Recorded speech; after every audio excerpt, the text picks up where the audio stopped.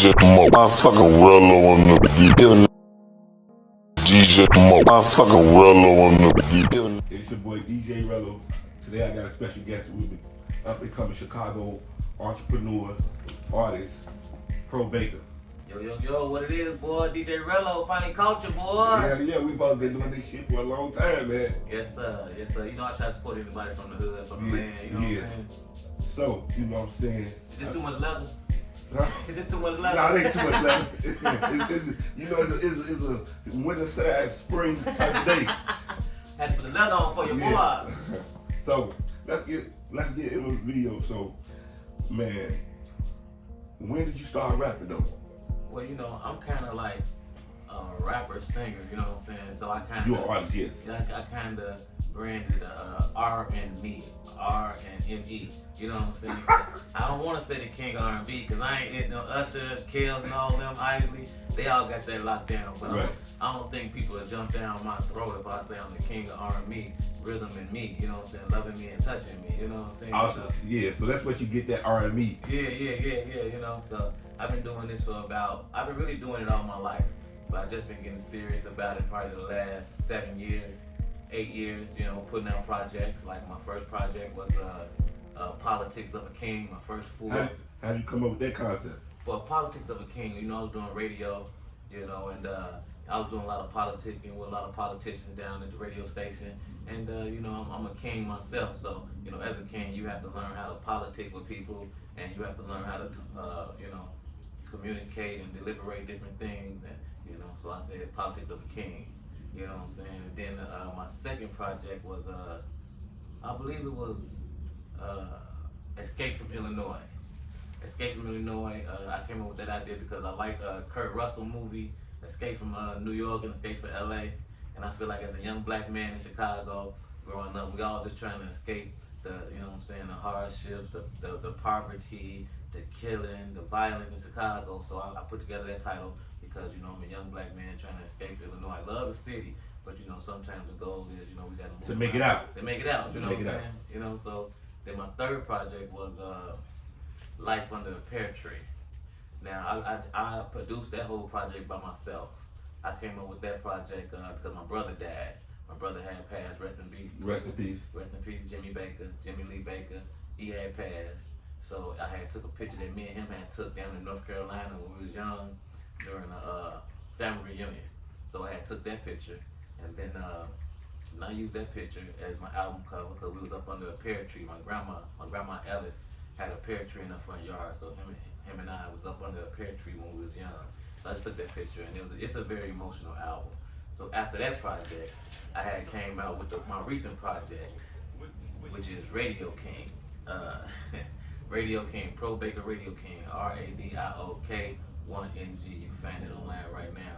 And I came up with that name because, like I said, I was doing radio. My background is in radio, and I was working around a lot of big dogs. You know what I'm saying? Cliff Kelly, Hurricane, you know, Sir Henry. Oh, so you was working with a lot of big dogs. Yeah. Hurricane, V103, all type. Yeah. You know what I'm saying? Dang. So you get a lot of, you know, on your resume. Man, I like to say so, man, but they forget about Pro.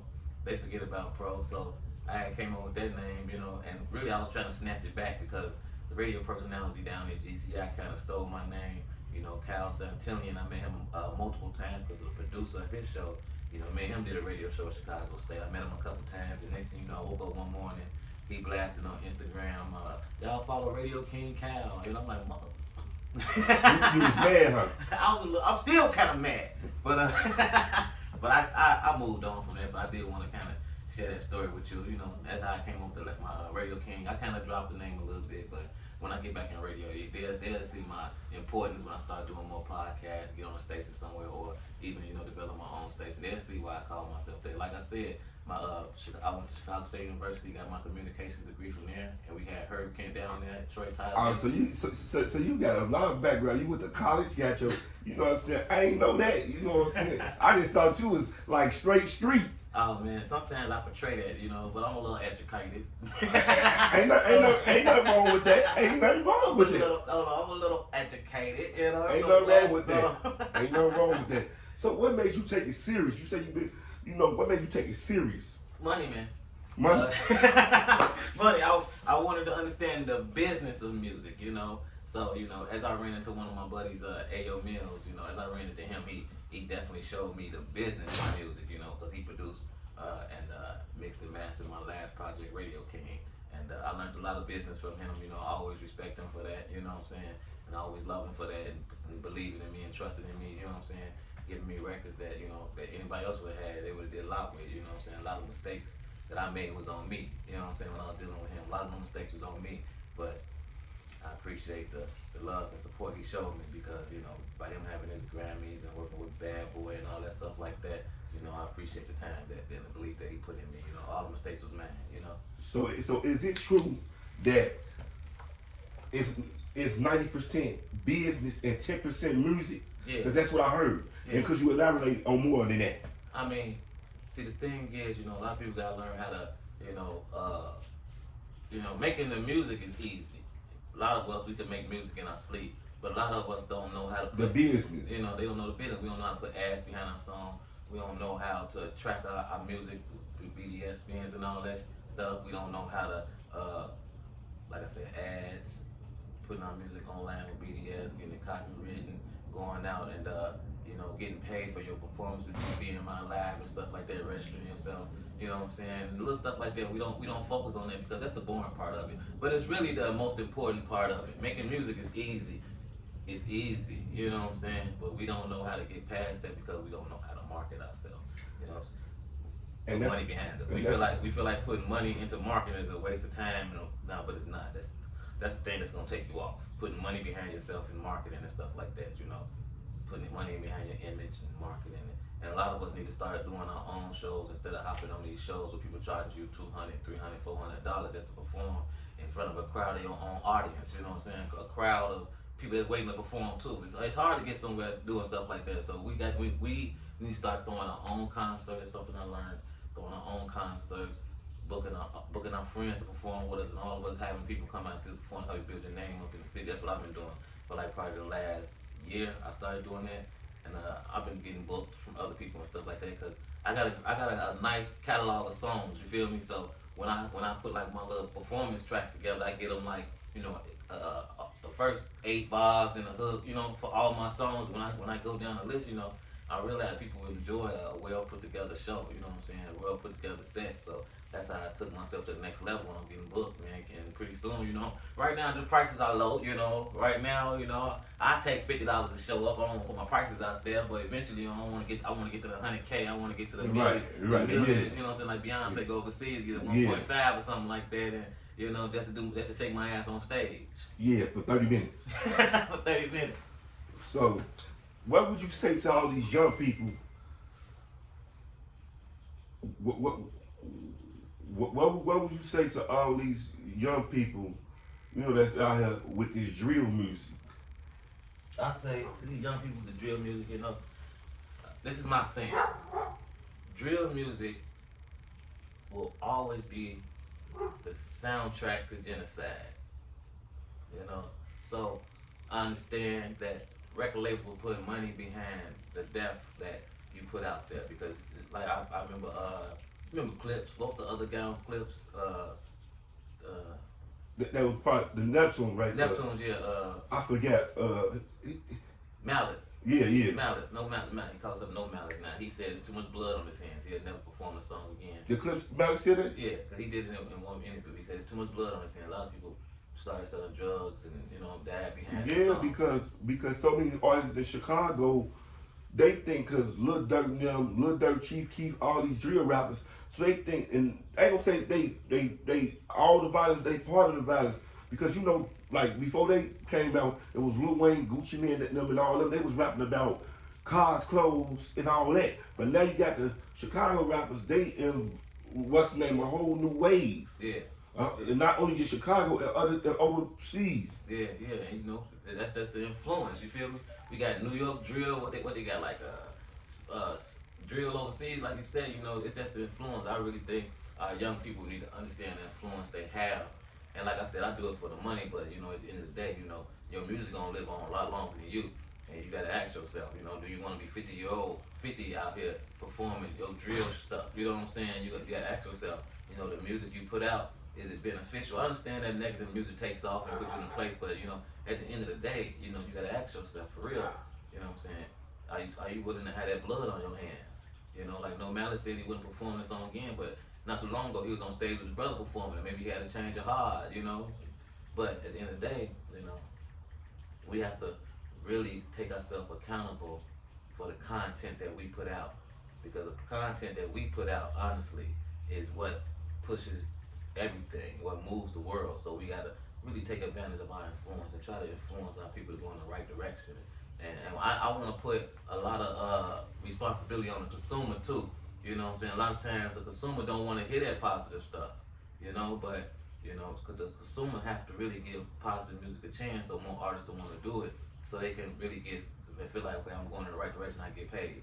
So I look at, I look at all these artists. So many rappers have been commonly, I'm gonna say, you not old, but you a little bit older. Yeah, I'm so, 37. 37. So you know what happened to Tupac. Mm-hmm. Nowadays, there's been so many rappers like XX Tanashi, King Von, Juice WRLD, Pop Smoke. It's like every other MO3. It's like every other year a rapper is dying. Yeah. And Takeoff. Yeah. And people saying that it's like these record labels is putting, having insurance money, and they getting these people out the way. Mm-hmm. But it ain't used to be like that. But if people did their research, look what happened to Biggie and Tupac though. Mm-hmm. This is my opinion. They record labels helped get them up out the way, because they found out the business of it, and they wanted to leave. Because they was getting cheated out their money. Like Valetta Wiley said, Biggie signed for $25,000. Back in the day, $25,000 was something. But now that ain't nothing. $25,000 still a lot of money to me. I mean, it was 25, yeah. But think about how much he was bringing to the label, So Yeah. it wasn't nothing, And I mean, when you go into the record label getting people out the way, that's all conspiracy and stuff like that. I really believe in a lot of that stuff too, but I'm not gonna put that out there in this interview. Right, okay. But I will say that we are in the information age, the computer age. So right now you really don't need a label. You really don't need. You can do everything independent. You can do everything independently, like I called you, the underground king. Man, and I don't do this shit just to get no clout off it. I do this shit just for the underground. The underground, to get the underground heard. You know what I'm saying? Because there's so many underground artists that I understand getting blackballed through, whether they say there's rumors, saying Lil Durk or, other people is blackballing them in the industry. Mm-hmm. So keep going, just make sure. So my plan is to get the underground heard. That's why I'll be trying to throw underground showcases in our city. You know what I'm saying? I'm an underground mixtape like for us, DJ Lamar's. No thing throwing shades at him, bro. But DJ Lamar's ain't gonna promote your shit like DJ Rello. Yeah, DJ Rello, because DJ Lamar, don't get me wrong, he the hottest DJs in the nation.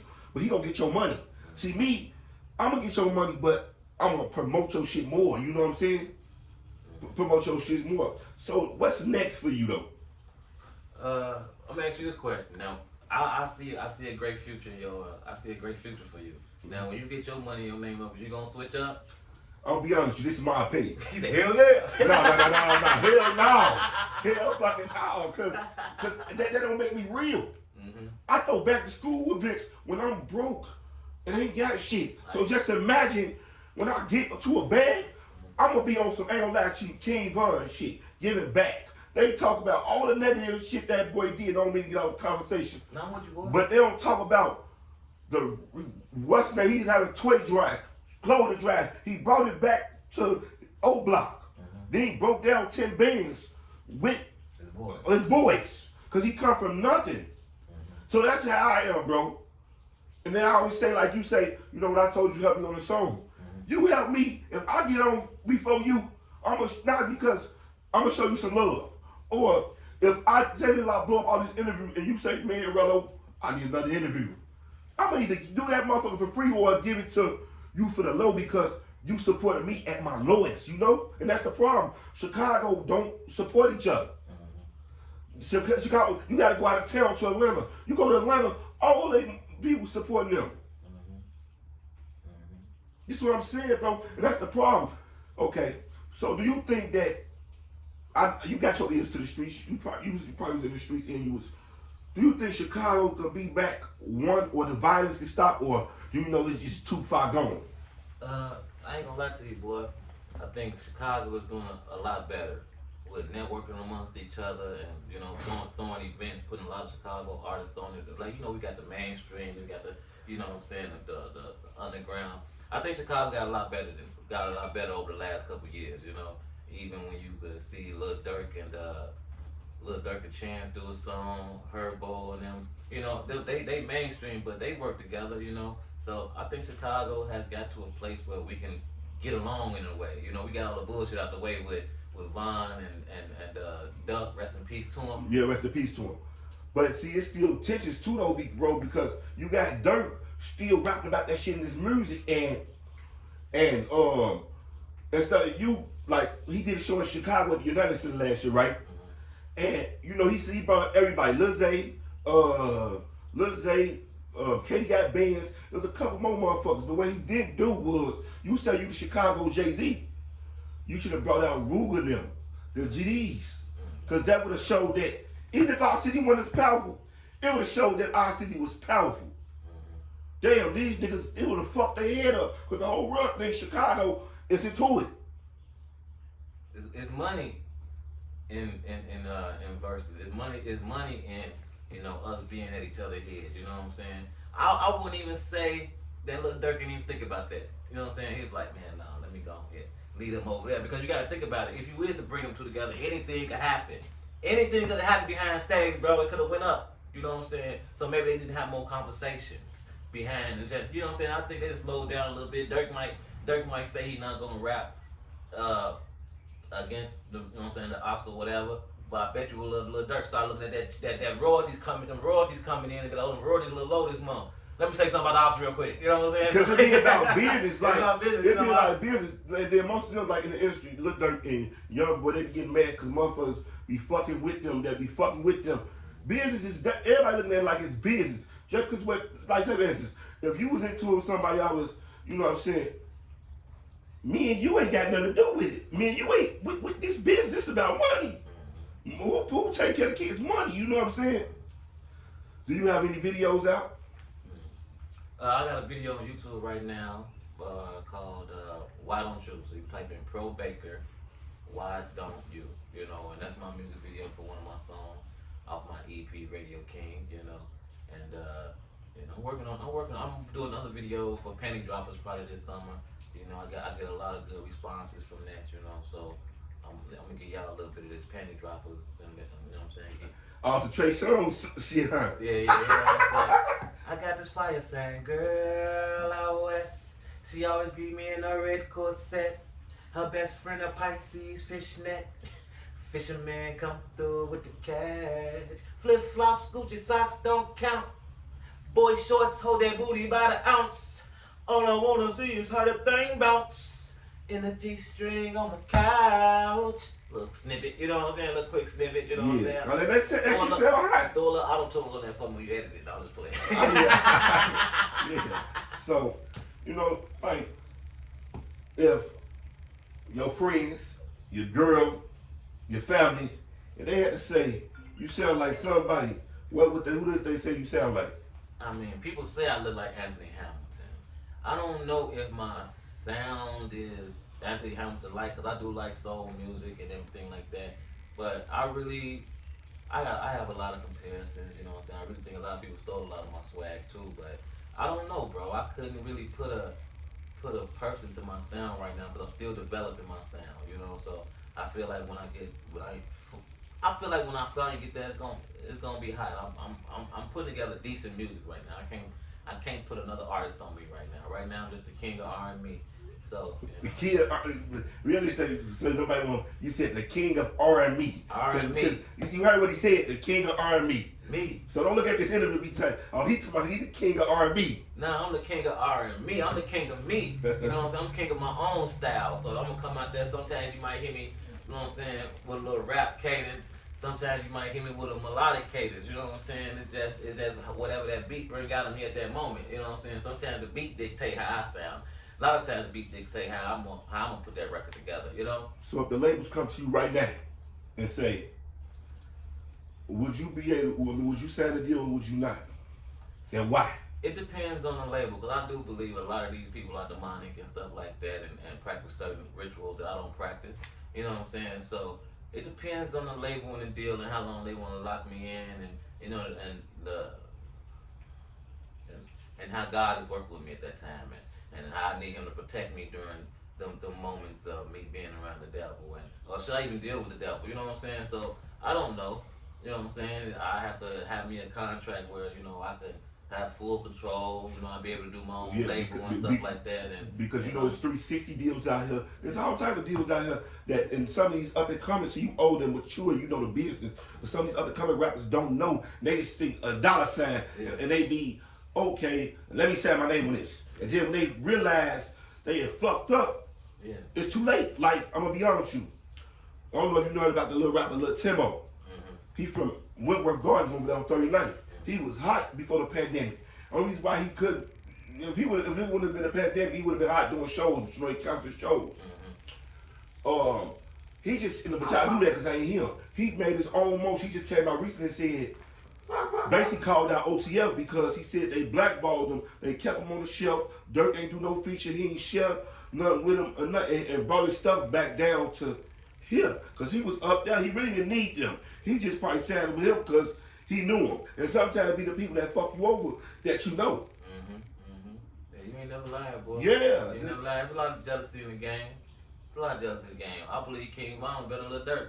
I ain't saying. I know. I ain't saying. We ain't throwing no shade. I ain't saying Durk did it. Man, ain't gonna lie to you. I like the Von sometimes. We gonna talk off this, but when the interview over. But in my point of view, King Von was gonna be better than Durk because he was a storyteller, and plus you did not trying to acknowledge the streets, but everything you said in your music you did, and motherfucker respect you more than for you to be acting like talking that bullshit. Then here come another motherfucker, whether they be ain't not.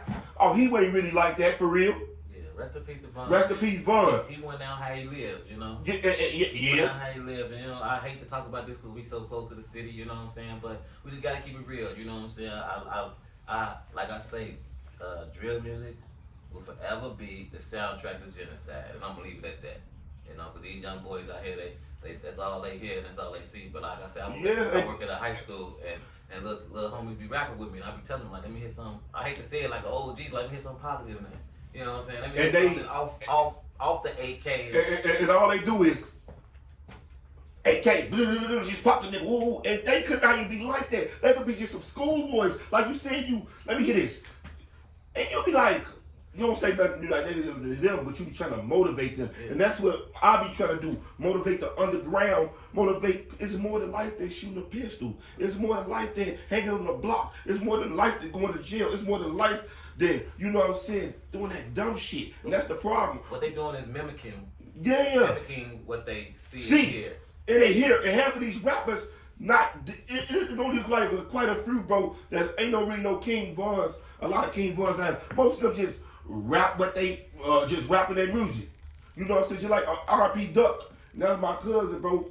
But he was rapping about the shit, but he stopped the shit. When he made that, listen, out of all that drill shit, when he made that Chicago Legends, that felt me like he was growing up. But it's like motherfucker kept dissing his brother, so now y'all turn me back to. Yeah, but he really probably wanted to leave that shit alone. Yeah, but kept pulling him back. And think about this, like Lil Baby, right? Yeah. I'm older. I ain't like none Lil Baby song. I wouldn't even I wouldn't even like own a Lil Baby. Right. Until he made that one song during the pandemic. What song is that? That Bigger Than Black and White. Oh yeah. Ooh, I ain't gonna lie to you, bro. That's my shit. That's my shit. Listen, out of all the songs they made, and I fuck with some of his music. But that shows you. They telling you in that song, like we said, what happened to Kobe, don't nobody remember. Like, we gonna talk off that shit, but, cause that's not for this interview, but on the real shit, that's when I knew, oh yeah, man, that's the type of music that I said I wanted to make, bro. Yeah, but look though, he did that record, right? Yeah. He ain't did another record like that again. You feel me? So, we back. So, what's your thoughts about, do you think Gunna snitched or what? I mean, the video tells it all. The video tells it all. A lot of times we don't trust what our eyes see, and he did what he did. You know what I'm saying? And that whole label did whatever they did. Yeah, they don't know me. And Thug looked out for him. But my thing is like, if you in these streets, you know, if you in these streets, you gotta know what's coming in these streets. You gotta know what's coming in these streets. You don't just get on there and just be like, act like that you want in these streets. You take accountable for your actions. My biggest thing about that whole situation is how they are using his lyrics Against him. You know, because I feel like in any other form of media, they don't do that. Like a lot of movies that might come out and they be like based on a true story, like you know, some people killing each other and burying bodies in the desert. They'll never put a director they'll never put a director in the courtroom and say you did this in the movie. They'll never pull the writers of these movies. You know what I'm saying? In the courtrooms, it'd be like you said this and you wrote that. You know what I'm saying? So I don't think they should use that form of policing against us. You know, I don't think they should. I don't think it's not fair. I think it's singling out a whole genre. Yes, that's what I'm saying. You know, I don't think that's fair. That's my main thing about that whole situation. Okay, and then my thing is that these rappers see what Young Thug going through, what Lucci going through, what you know what I'm saying. These other couple rappers, especially from Chicago, they be talking about bodies, killings, and how y'all start doing this and knowing that it's gonna be a coming time that we ain't talking about Chicago police, we talking about the federal. The feds, you know, like I know they let you do what the fuck you want to. But they use that shit back against you. Exactly. Well, I don't understand why these kids not learning from their mistakes. Because, man, they so thirsty to get on. That's all I can say. They thirsty to get on. At the end of the day, you know what I'm saying, take the road less travel. You have longevity. What you want, you know what I'm saying, your fans, like if your fans want to come look you up, how can they look you up? What can they look you up on? Well, I'm on Instagram, pro_music_. pro_Baker_music. I'm on Facebook with Greg Baker, and you know I'm on all the social platforms. I'm on music. Type in Pro Baker Radio King, RADIOK1NG. Website coming soon, merch coming soon. King of R&B. Don't get mad at me. King of R&B shirts coming soon, and I got the Jeffrey Manor shirts, bringing them back out. Then I also got the Alpha Males Hurt 2 shirt coming out. Go get that clothing line when it drop. Hey, thank you, DJ Rello. Man, it was nice having you on the show, man. I really appreciate it. It's my pleasure. When the next time we definitely gonna do another interview, probably a podcast, and we're gonna talk about more stuff, man. Yeah. I hope to do more work with you. Until next time, it's your boy DJ Rello, and I'm out.